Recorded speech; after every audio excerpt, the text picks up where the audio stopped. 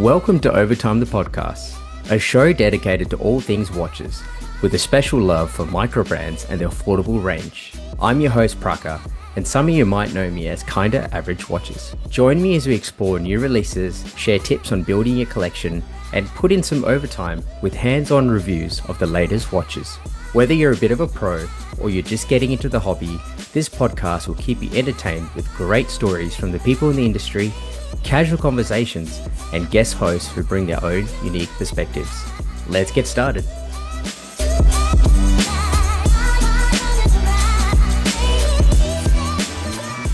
G'day listeners. Thanks for tuning in to Overtime the Podcast, proudly sponsored by Watchpoint. So, today I have a good friend joining the podcast. Paul, someone that I've known for a while now. We've became friends through the watch game, like a lot of my watch friends, of course.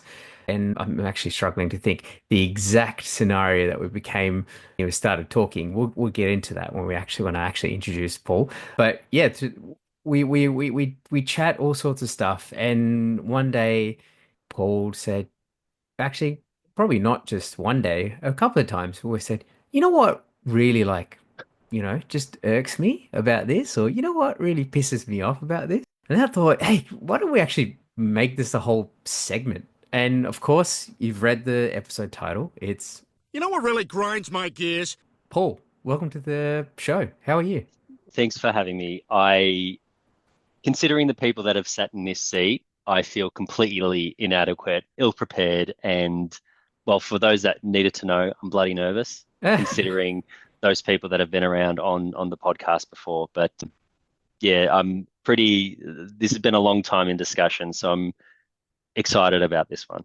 Very excited to have you on as well. And don't be silly, mate. Don't undersell yourself. This guy knows a lot. Before we get into the meat of the episode, of course, we always do the wrist check. What have you got on your wrist, mate?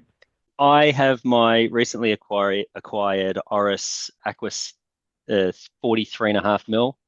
Something that I didn't think, and if I can ramble for a sec, something that I didn't think that I would gravitate to at all.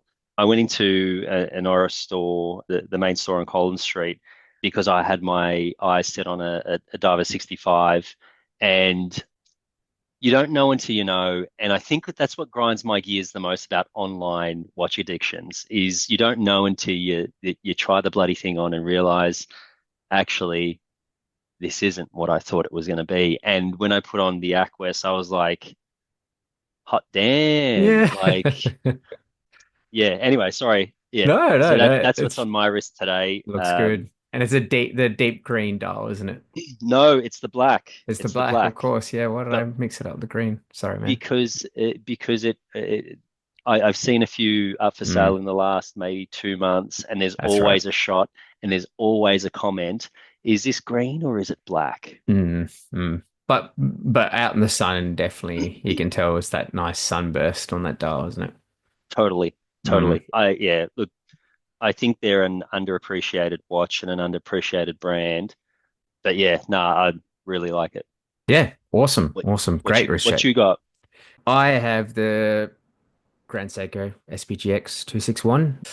Easy grab and go, quartz piece. High accuracy. What else do you want? Looks good in your wrist. And one thing I did want to say when you introduced your Aquis is all you said the word 43.5. Now, for the listeners, amongst I guess our watch friend circle, Paul's probably got the biggest wrist out of all of them. So 43.5 just almost looks too small in his wrist, I would think. No, it's just about right. Just about right. Look, my love affair with the Seiko that I had. Oh my God, I've mentally drawn a blank. SPB 143. Three, correct, yeah. Thank you. And that's obviously at a smaller diameter, smaller case size. And I loved it. And I didn't think I was going to love it as much as I did. But you're totally right. When it comes to large wrists, watches do tend to get lost. And I've got my numero uno piece is a Breitling Super Ocean 2 that's 46 mils in diameter. And it wasn't until I met you that I realized that how big watches can be. and I know which watch we bonded over. you were selling a Lord Matic, Yes.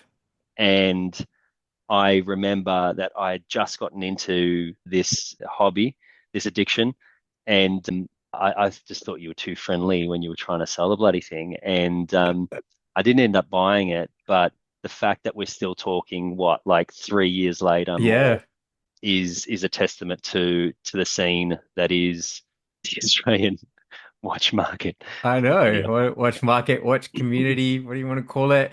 And also testament of being, I guess, in this hobby together and having someone to get chat with. So awesome. We'll crack on with the episode, I guess. We've chatted about the our what's on our wrists. And yeah, like I said, Paul and I chat very often. And a lot of the times it doesn't happen like, it organically becomes a, you know what? You know what really annoys me about this? So yeah, let's do it. Let's talk about these topics that grind our gears. hey, listen, Tell and me. you can say what you wish. Sure. I am not the authority on any form of watch horology or the subject of horology, but I notice things and Yes. they, I don't know if I can be vulgar on this podcast, but they bring me to tears sometimes to Yeah. be polite about it. Yeah. And one that really sort of does my head in is Grail watches. Mm. What's the deal with use of the word Grail? Like, it means so many different things to so many different people, but I can't I can't make sense of a grail that is attainable. Like, to Mm. me, a grail is something that you're probably never going to be able to get, but one day, because you won Powerball or you were rummaging at Savers or the salvos at the corner store or whatever, you saw it. It peeked through. It's like it reminds me, grails remind me of Indiana Jones and the Yeah. Last Crusade, Yeah. right? Yeah. It's Exactly. not meant to be found, Mm. but so many people find their grail.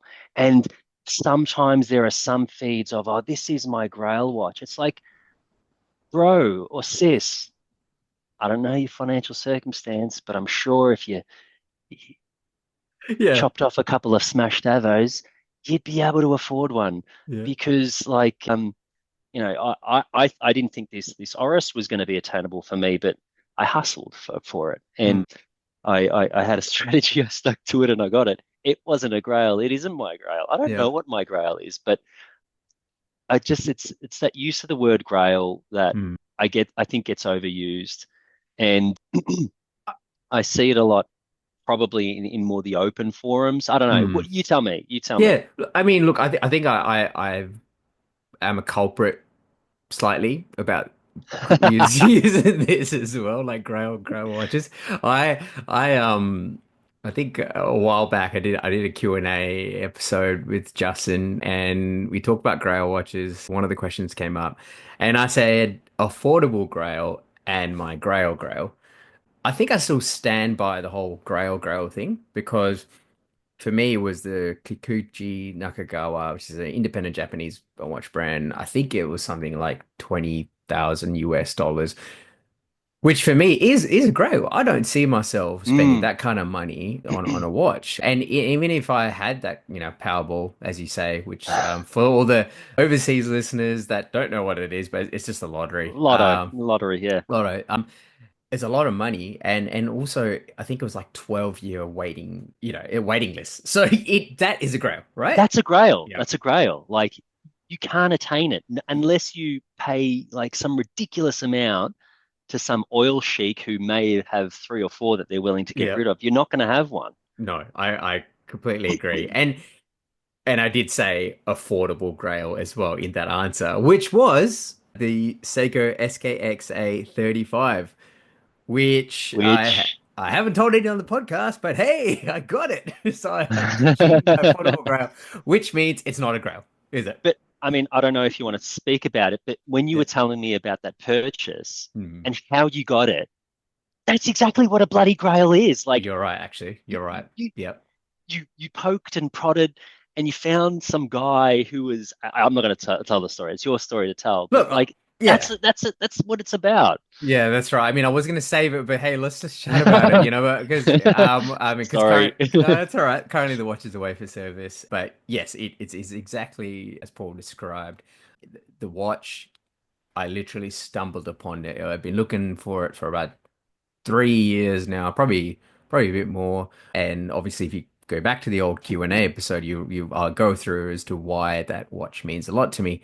And and I lost out on a couple, meaning, someone has had it for sale. I said, hey, I'll grab it, and they're like, oh, it's already sold. And the ones that I did see, examples that I did see, were a lot more than what I wanted to pay for it. Because it's hard to come by. The stuff that did come by was almost like you say, just over the odds. And hey, it was advertised literally 10 minutes away from me. I just got in the car and Crazy. got in, had a chat with the guy, lovely man. We were talking about watches for a bit and how he got it, and he literally had full set, you name it, everything, and I just couldn't believe it. And it That, was like, yeah. yes, we got it. Yeah. It's true. It's like you've gone through the invisible bridge. You've looked at all the chalices in front of you, and there, poking in between all of the shiny objects is the one, and it's there. Mm. And when you said that, and now reflecting on it, it's like that's a grail. That's like you Yeah, can't there you you go. can't sort of, but not like you see it bandied around in some of the forums. Anyway, sorry. Yeah, yeah, no, no, I know exactly what you mean. I know exactly what you mean. All right, great way to kick off the topic. I love it. I love it. It's a very relatable grind my gears. I'll do one of mine. Okay? Go for it. Go for it. All right. This is something that I think I've told a few people. So I think there's a brand called Clockwork wristwatch or Clockwork wrist time or something. I can't quite remember. And they were the ones that I first saw as an aftermarket company who did this. But basically, I what it is integrated metal end links for rubber straps. Now, this may not seem as controversial, but I just can't stand it. I mean, I just can't stand it.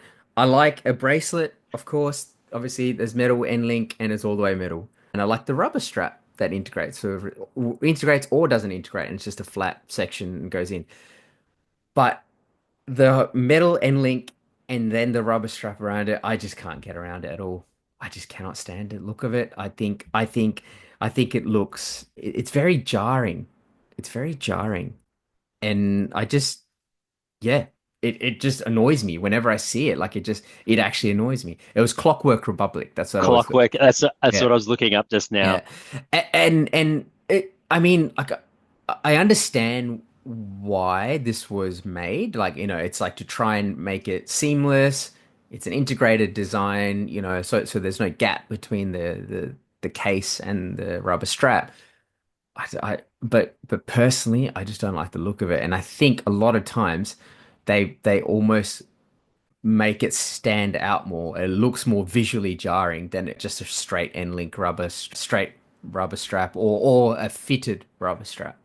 But hey, that's just me. Looking at it, I think to your point, it's Yeah. where does the strap end and the watch start? Mm. I guess. Well, I mean, the end link is the end link, right? You can put Yeah, you can put any strap on it. You can put any strap on it. You could put leather. I think there's leather, which I think is even worse, to be honest. Like, no, like, yeah, just ruin it. but that's Um, like leather straps on a diver watch. I actually don't mind that. I think Ooh. I actually don't mind that at all.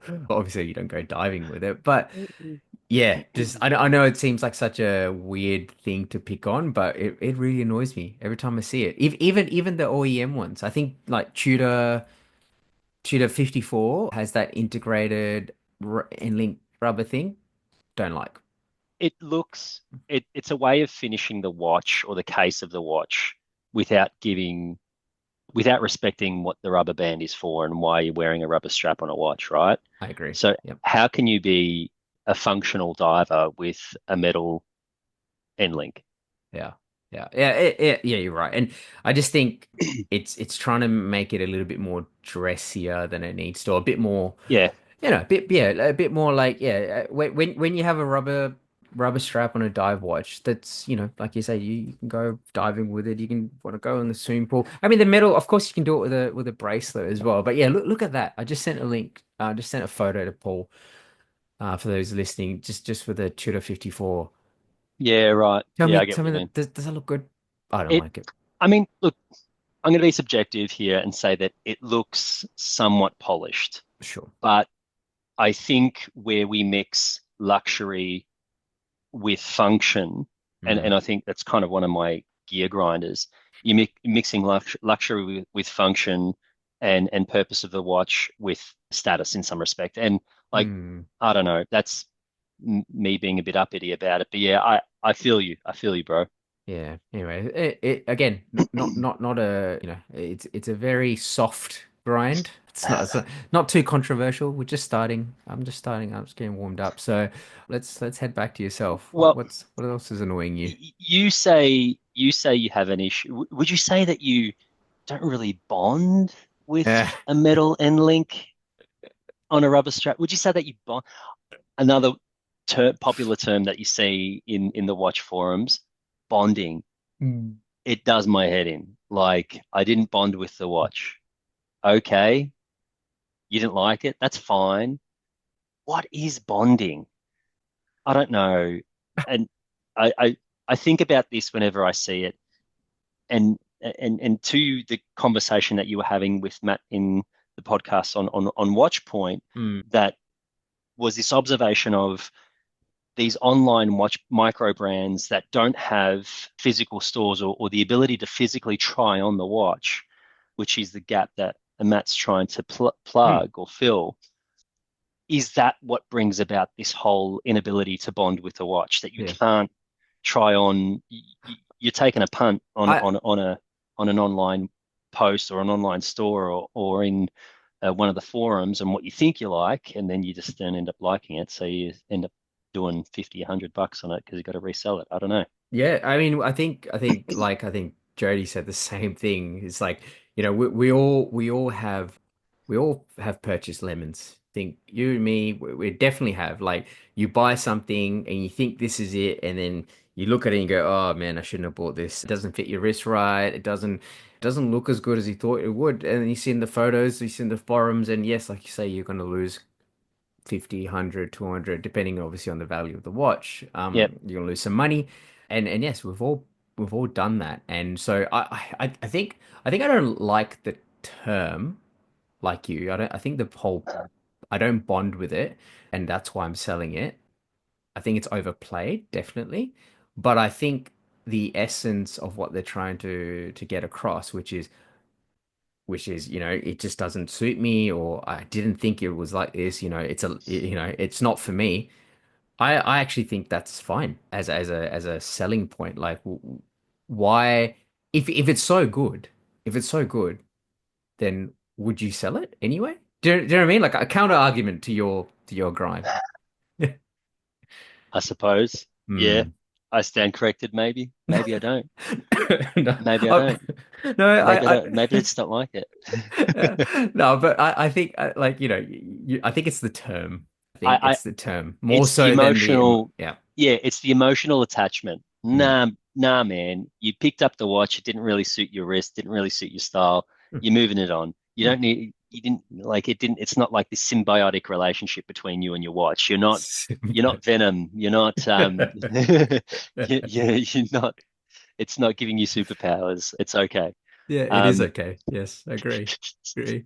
And like that whole, I think that's a romanticized, people like to romanticize those kind of things, right? I mean, myself included. Oh, actually, less so than what I probably see in the forums, to romanticize these things that are on your wrist. And I think, fair play. A lot of people have a lot of strong connections to their watches because they have stories and emotions, and whether that's family, it's friends, or some sort of life event. And I can't ever fault that. And I think it's great. And I have that with a couple of pieces myself.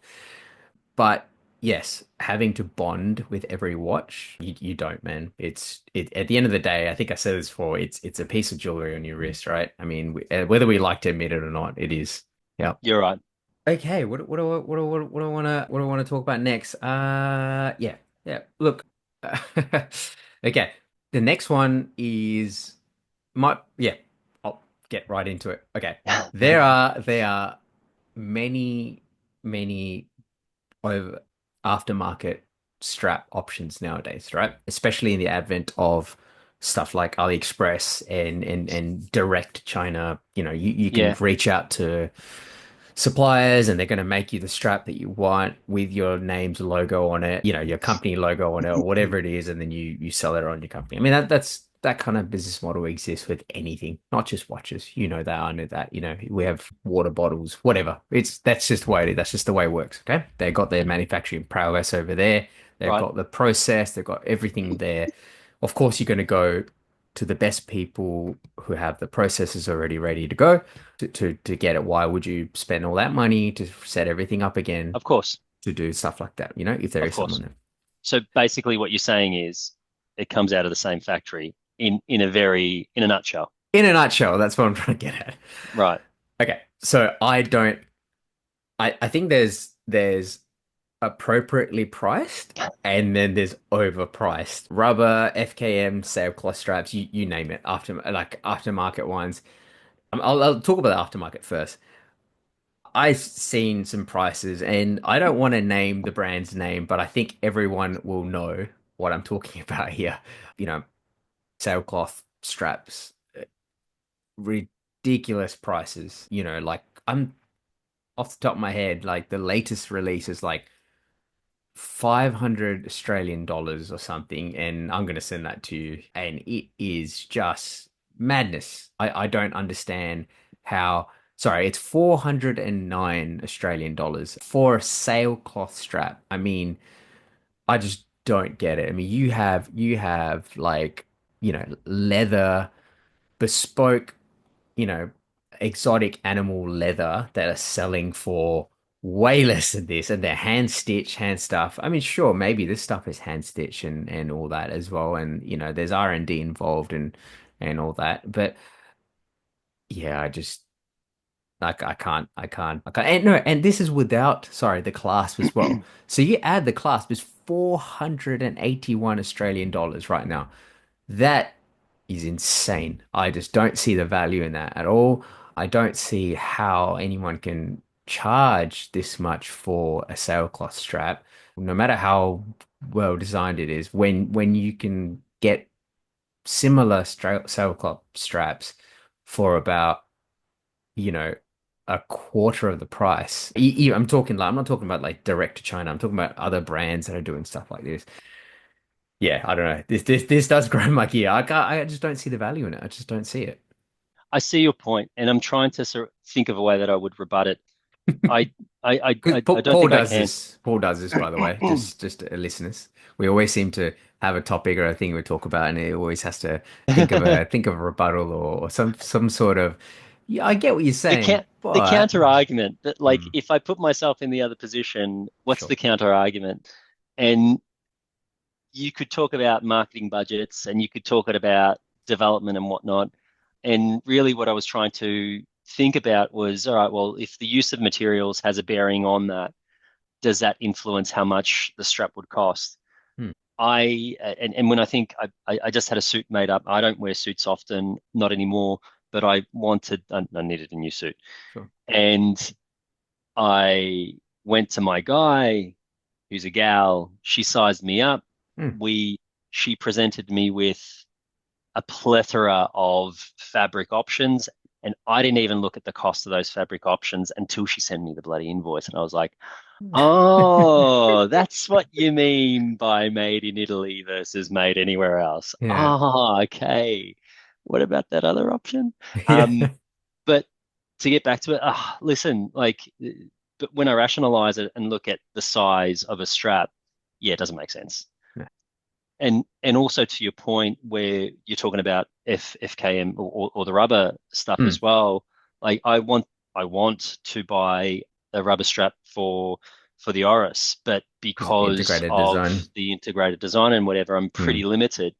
There is an option, there is an aftermarket option, but I don't know, man. Like I just, you know what it comes down to? Tell I me. don't want to spend $760 on an Oris strap. Yeah. Is that how much it But is? Damn. yeah, it's like 700. Hmm. Yeah, it's around there. Okay. And like when I looked at the AliExpress option, I just thought it's not going to look the same, but it's Sure. not going to look the same. Mm. Maybe that's what this watch brand is going for with their sailcloth. Um, Yeah. But that's okay, I get that. But then you're comparing the AliExpress option to the OEM. So if I'm just for example, I've just gone into the Omega website right now because Omega luxury brand, their rubber strap, right? Trying to compare similar stuff. It's $540. Okay. Omega Seamaster integrates to the the S&P yep, 300. Yep. Sorry, not as much as that. Yeah, so that's $540. You've got an aftermarket brand which is almost at the same level or same cost as Omega or an OEM. We all know OEMs cost above and beyond what they probably should, right? It's a markup, it's a luxury thing. I just don't know whether they've got the cachet to be able to do these kinds of things? interesting point. Yeah, I don't know. But maybe Maybe that's how you build it up. exactly. Mm, Yeah, mm. exactly. You say potato, I say potato. It's the same thing, right? And I think if you've got, I don't know, 15, $20,000 subby that you've got on your wrist, do you really care if you spend $500 on a sailcloth strap? Touche. Touche.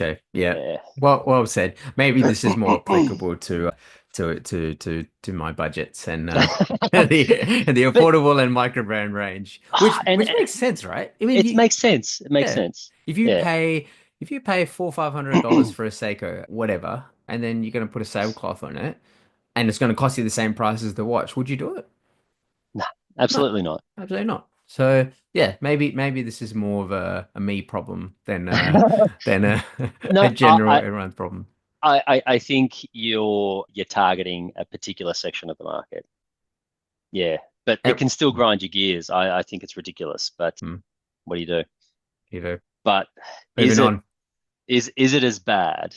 Hmm. Is it as bad if we're talking about the price and the price action of an item?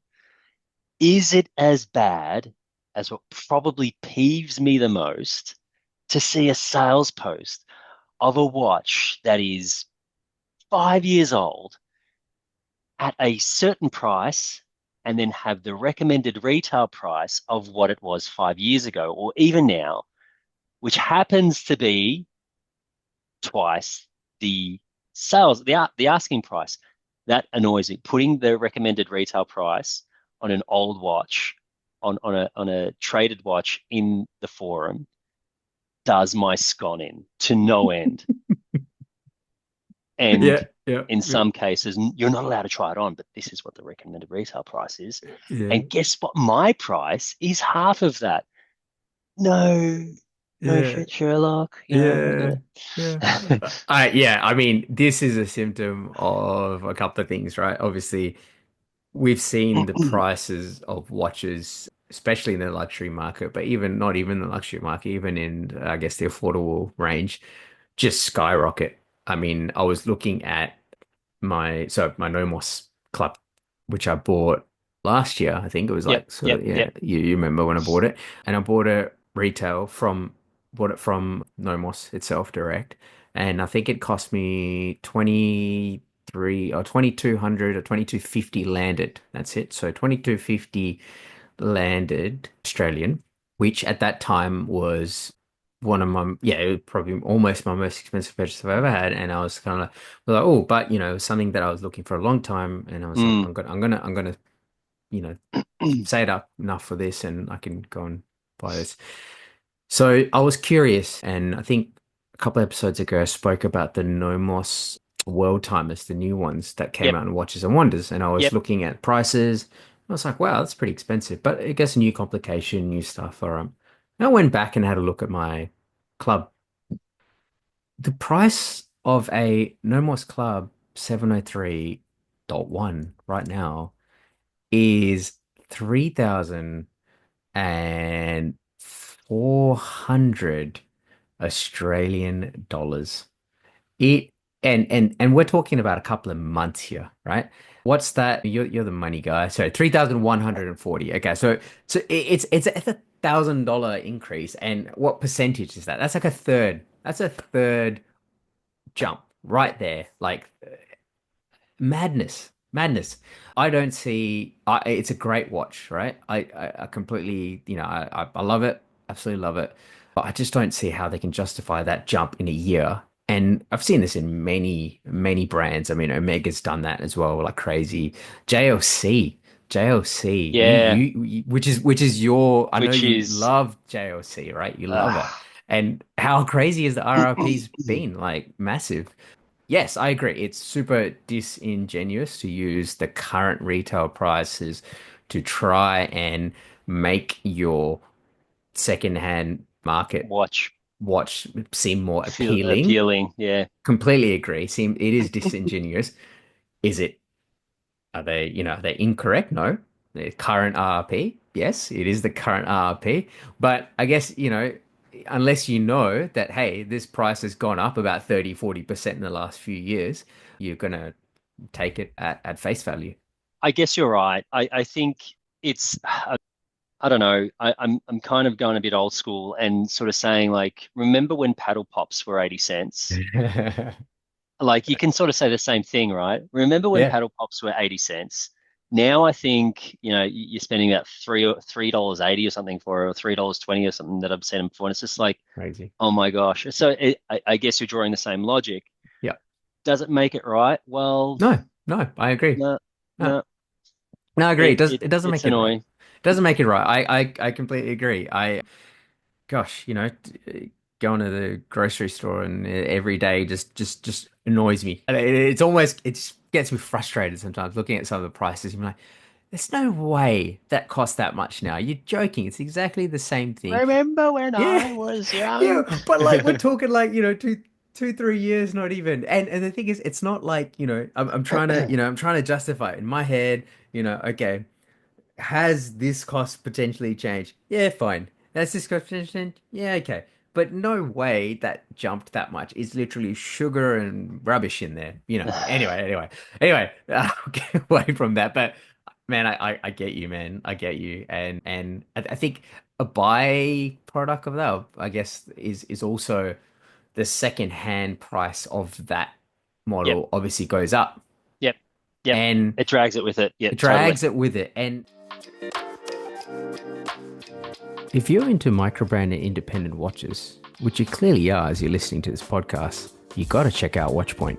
Watchpoint is the newest destination in Melbourne, Australia for microbrand and independent watches. But it's more than just a brick and mortar store, it's a hub for watch enthusiasts. Come check out brands such as HZ, Bazel, Second Hour, RZE, and Monbray, and other exciting watches you won't find anywhere else. Watchpoint is also your go-to website for buying said watches, exploring microbrand profiles, discovering new releases, and staying informed with editorials, industry insights, and buying guides. So if you're keen on trying out your favorite microbrand watches, drop into Shop 304, Level 3, The Block Arcade on Collins Street, or visit watchpoint.com.au or check them out on Instagram at watchpoint.au for more.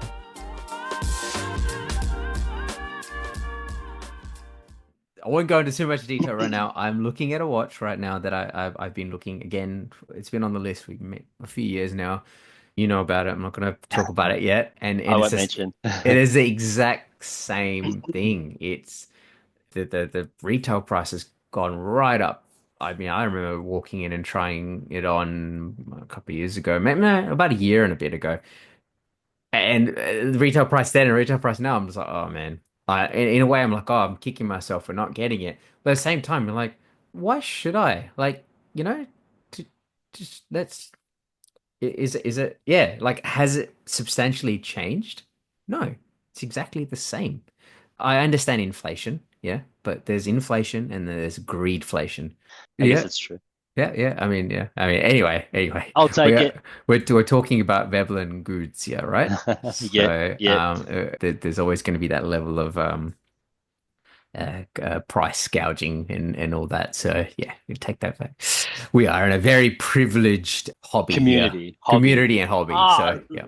Mm. I think just on that, I think what the beauty of this hobby is, and if I can say, I really wanted to give grief, throw shade, if you would call it, to a certain chap that sells a watch that's been reproduced in a million different sizes and a million different versions.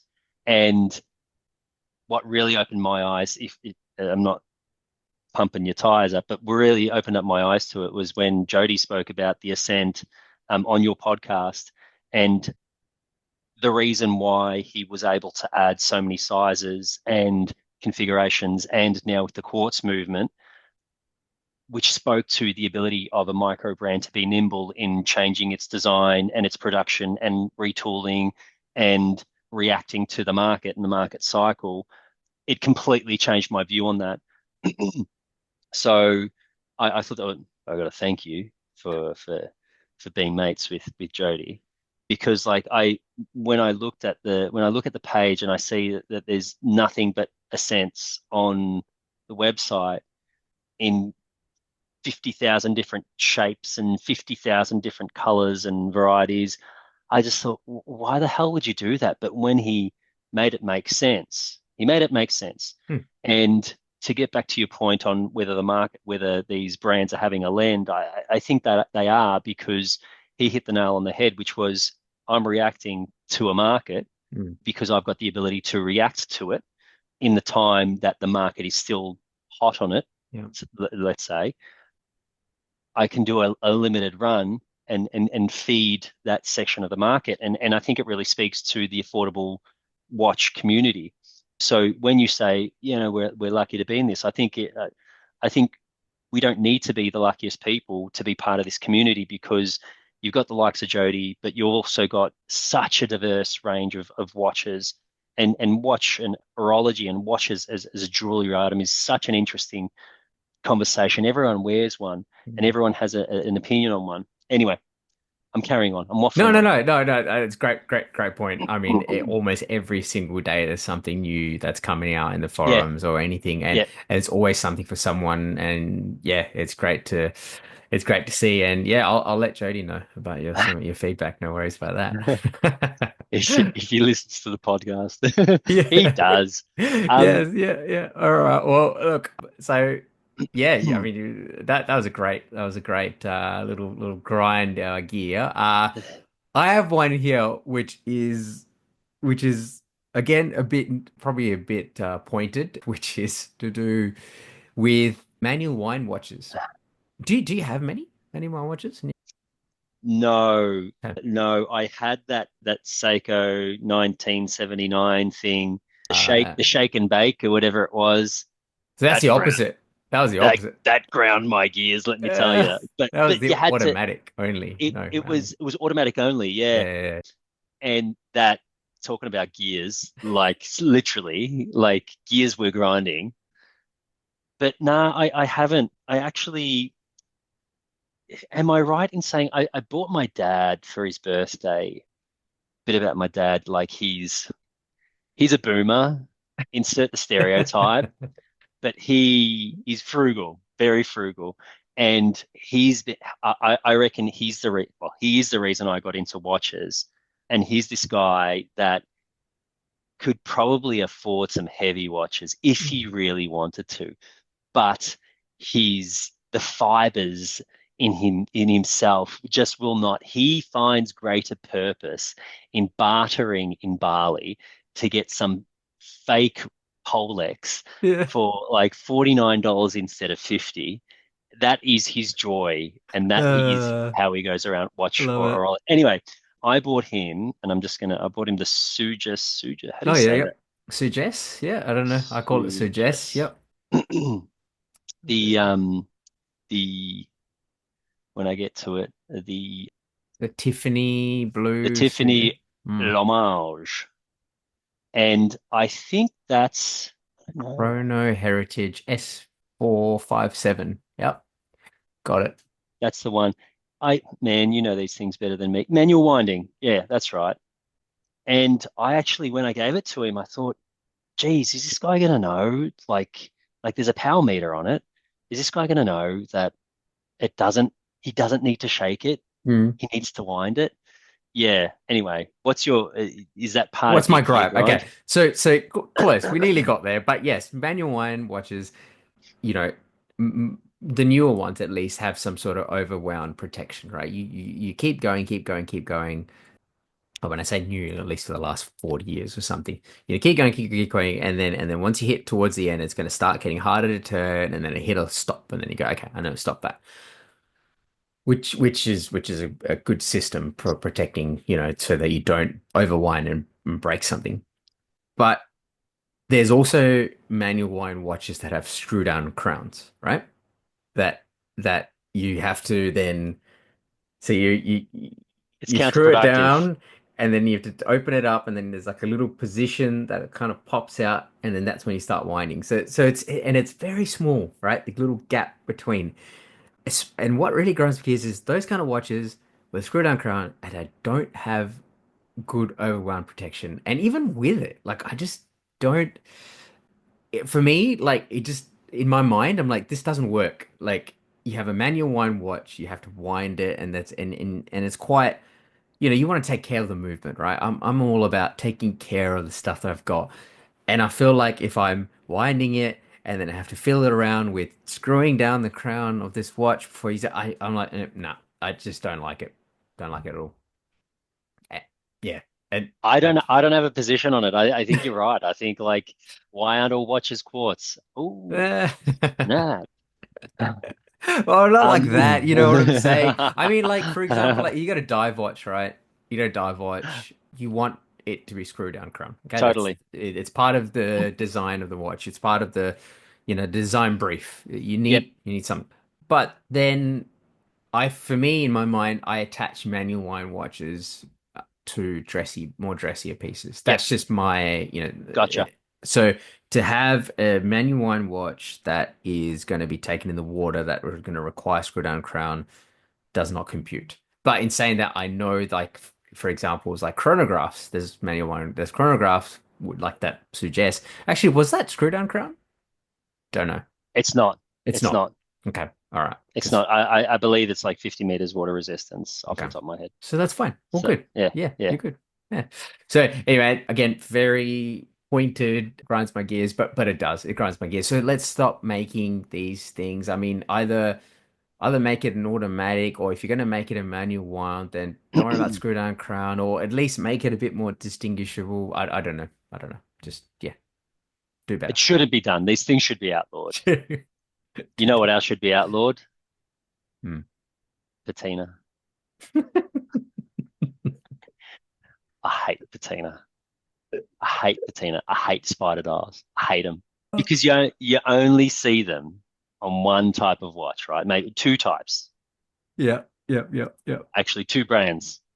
Say it. You don't you see them on a Rolly, maybe you see them on an Omega, Yep. but at least with the Omega, they're generally on the pipe hand dials or those older 1950s diver or dress Mm, watches, and you see them being flogged to the nth degree on this piece unique dial.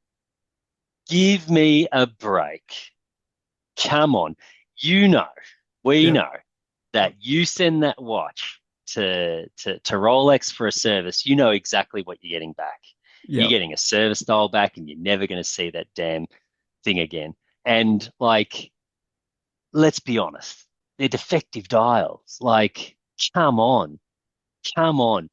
I want a luxury watch that is defective. Ooh, whoopee. Let's pay overs for it. No dramas. Thank you. Uh, But also, you know what annoys me even more so? Tell me. You see these nice subbies, and when you have a look at the watches on your iPhone and you zoom in, you're like, hang on a tick. I can see this bracelet has been like this bracelet fall off a friggin' locomotive train or something. Went through the Come washing on. machine. It went no, it went through the building site, and now you're trying to sell that off as like worn beautifully. And I remember seeing this post once.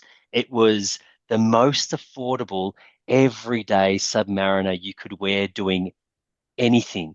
Sure. And I just thought to myself, who's going to spend 8 grand on, I mean, someone would, but who's going to spend 8 grand on a watch that they're going to throw about and, whatever. And I just thought that was a bit of it's a bit of an obnoxious thing. And I'm not an Hmm. obnoxious guy. Hmm. At least I don't think. Yeah, what do you think? No, man, I'm with you, man. I mean, so yesterday I saw this listing again. This is also very high on my grind your gears list. So when I saw you write this down, I was like, yeah, I don't need to repeat it. I don't. I'm with you there. I think yeah. Like, I'll go back to so yesterday I saw this listing and it said leopard dial and oh, I'm sorry. This was the okay. I think that was the worst patina dial I've ever seen in my life. There is patina, and then And there then is destroyed dial. This thing was absolutely destroyed. There's nothing redeemable about it. I mean, I know there's some patina dials where you're like, I like the look of this. The maybe the loom has patinaed so that the loom is a creamy, a bit more pumpkin, orangey, bit of pumpkin patina. pumpkin. Yeah, and I think that's cool. Like visually, that's a good effect. The dial isn't cracked. There's no spider dials. The dial still looks like in a good shape. It's just the loom. The loom has aged over time, and I think that's cool. I actually had a patina watch before. I don't know if you recall. I had this King Seiko TV Yeah. dial case.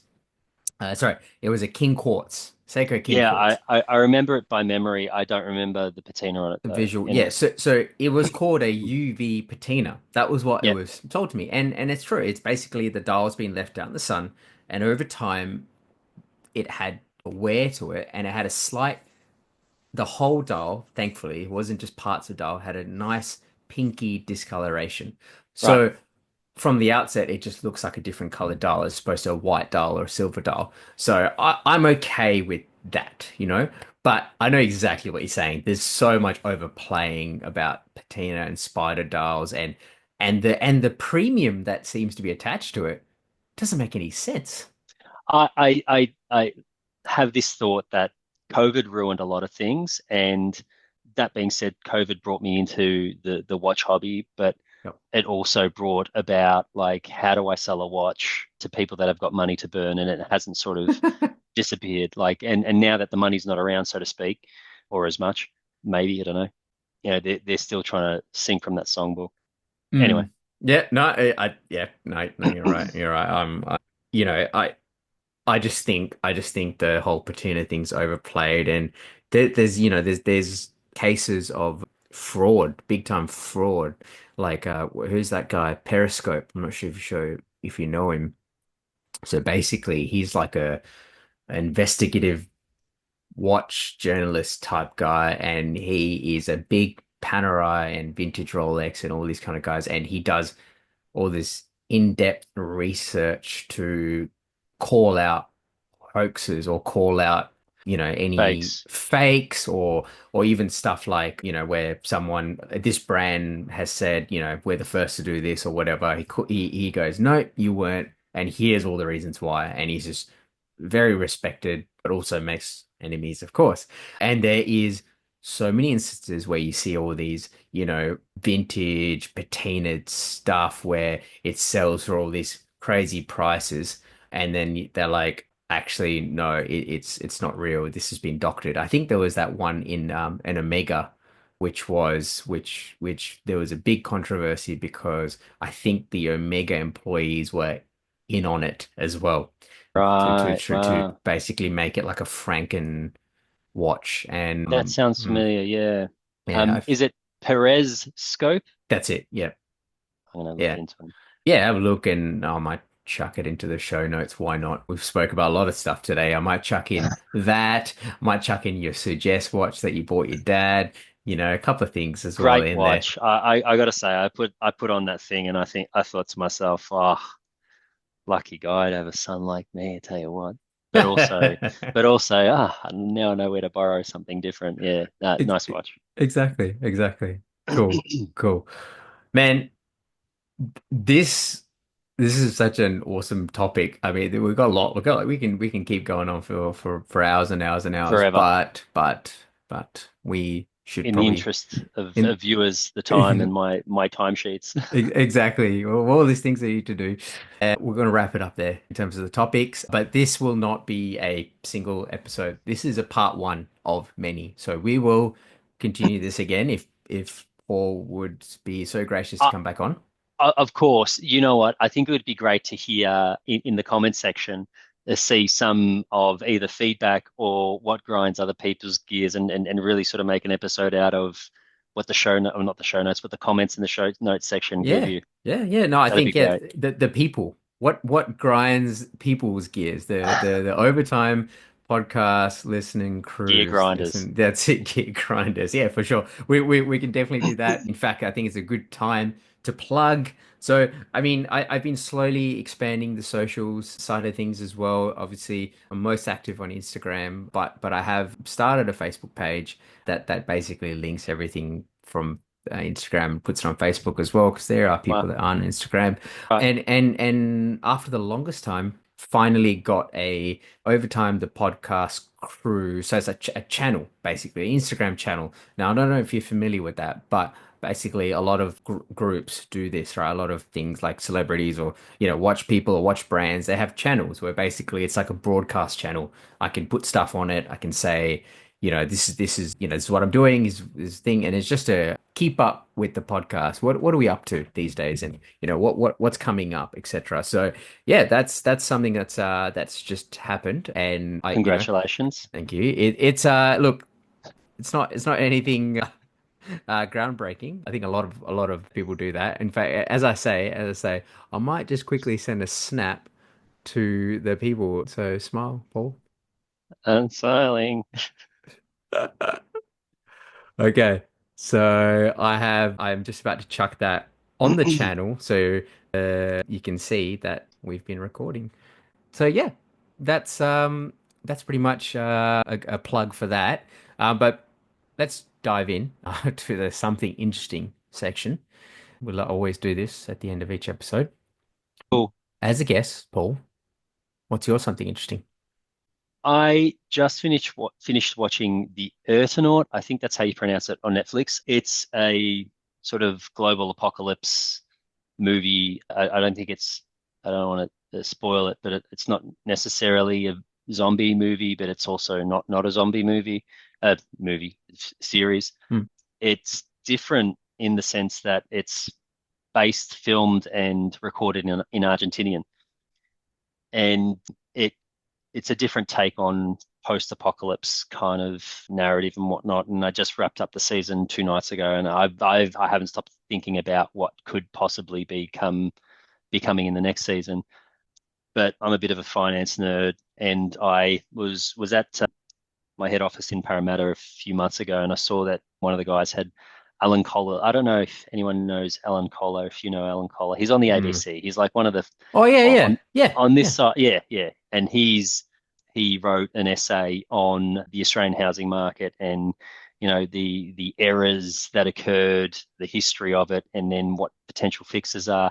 It's a relatively short book, but it's just taken me ages to read, but so fascinating. Like, it's such a high emotive conversation and topic, Hmm. and to see how he's written about it and the influences that the Australian political landscape has how the political landscape has influenced it over the years and what went wrong and where. It's just so interesting. So that's what I'm Yeah. reading. And like I've been sending you like on the watch front, I don't know why. I never thought I would, but these Ganol, Gino Gino. watches Yeah. have, I don't want to say they've captivated me, but I watched a YouTube clip. It may have been Jody's. It may have been one of Jody's about the whole Gnault watch Hmm. brand and their story and their history. And I got looking at them and I thought, wow, that's really that's really good. That's great quality. It's different enough to what it's based off to know that it's not a Rolex, but also to know that it's a well-made brand. And I don't know, I'm kind of tapped out at the moment from a watch perspective. I've got my eye set on something in particular, and Mm. I'm traveling fast towards that, as you know. Mm. But this might, I think it's one of those things that you need to experience. So it might be an experience that I dabble in for a little bit. Anyway, I that's think my so. interesting. Man, okay. I mean, it was very interesting. There's a lot there to unpack, but I will say, I will chuck the links to the show notes as I do always. Definitely the TV series. Also link to the extract of that essay as well. Alan Kohler, his son Chris Kohler, Yeah, yeah, does yeah. some great videos, shorts, and about the Everything. Yeah, everything finance market, housing market, and everything yeah. else as well. So I do enjoy watching those. So yes, awesome. I've chucked that in there, and of course, Gino is just a bit controversial. There's lots of videos about and that, but I get it. I get why this captures you. So uh, Thanks. my something interesting is it's a Cartier that I came across the other day. It's called the Cartier Vendome Biplan. Chuck the links in there so you can have a look, Paul. So it's basically the Right. yeah, Yeah, yeah, yeah, yeah, yeah. yeah. So it's the Cartier Vent. I think it's called the Vendome. I think is what it. So this is a pretty. They have this design. This design. If you know Cartier, or even if you don't know it too well, it's a design that's stands out a bit. It's got the lugs that there is no lugs. It's a circular dial, circular case, and then there's like this metal, I guess, straight bar that goes across the top and the bottom, and then your leather strap connects to that, and It that's makes so much sense. yeah. Like looking at it, it makes so much sense. So the difference between what I was just describing and this one is that the strap or how you open up the clasp is actually behind the case. So you open the clasp by lifting the case, I see and that. I Yeah. thought I thought it was awesome. It's such a cool take on it. Like Cartier is just this hot. They just make cool stuff. I mean, Cartier is one of those, like, for me anyway, as a watch collector's person, seems almost like an antithesis to what I normally collect or what I would normally be attracted to. But it's just a very cool brand that I Yep. I appreciate, and I will, and they've done so much for the horology, scope Scene. or scene exactly. But yeah, this is just cool, right? Lifting it like, oh yeah, how yeah, you want to try my watch on? Yeah, hang on a minute. I'm just gonna pop it open by lifting my case open, and Yeah. it's super cool. Super cool. But it makes using the strap in that or being able to open the watch or the Yeah. strap that way, there's a logic to it that makes sense. Like, Mm. why wouldn't you? Yeah. Nah, It, I get it. I like that point about, you know, something different but still being functional. I Yeah, think I think that's so important. I recently had experience with a watch. I won't go into specifics of a friend who bought this watch and basically he loved the look of it. And when it came in, it looked great. It looked solid, looked well built. Can't fault it in that sense. But that was kind of where all the positives ended. It had this clever design where how you attach the strap or the bracelet onto the case itself, what I thought was clever. And it sort of made sense on why it did the way it did. However, in execution, it didn't quite work out how to. Maybe we were doing the wrong thing. Maybe we didn't quite know what we were doing, but it just seemed to never go on properly, or we did, and then it would pop out, and then you put them back in, and it'll pop out. I'm like, this is dangerous. You don't want to wear the watch and think the thing's gonna pop on the case. So again, that therein which lies a watch which I think the idea was there, didn't quite execute. Work in progress. Work in progress. But anyway, I apparently there's a way, and maybe it was just a fault of that particular watch we had. So I look forward to seeing it, or working well next time. So that's it, my friend. Come What to a the great end. time. How much fun. I had a great time. Did you? Yeah. Yeah. Yeah. I hope it's your highest rating episode. We'll see. We'll see. I'm sure the draw card, is huge. Definitely. Sure. Sure. No, it was All really right. good. I'm looking forward to the next time, but I'm actually really looking forward to the comments Yeah, off the back because like controversial topics, right? I accept that my opinion's not going to be the right one, and I hope so. I hope it isn't. Yeah. that's what an opinion is, right? It doesn't Yep. have to be right. It's just what you think. That's it. Anyway, well, if there's nothing else, we'll leave it Thanks there. so much. Cheers. Lovely. See ya. Thank you for listening to Overtime the podcast. I hope you enjoyed the episode. You can find us on our Instagram at Overtime the Podcast, at Kinda Average Watches, or flick me an email on overtimethepod@gmail.com. I appreciate your support and value your feedback. If you have any questions, suggestions, or topics that you would like the podcast to cover in the future, please hit us up. Until next time.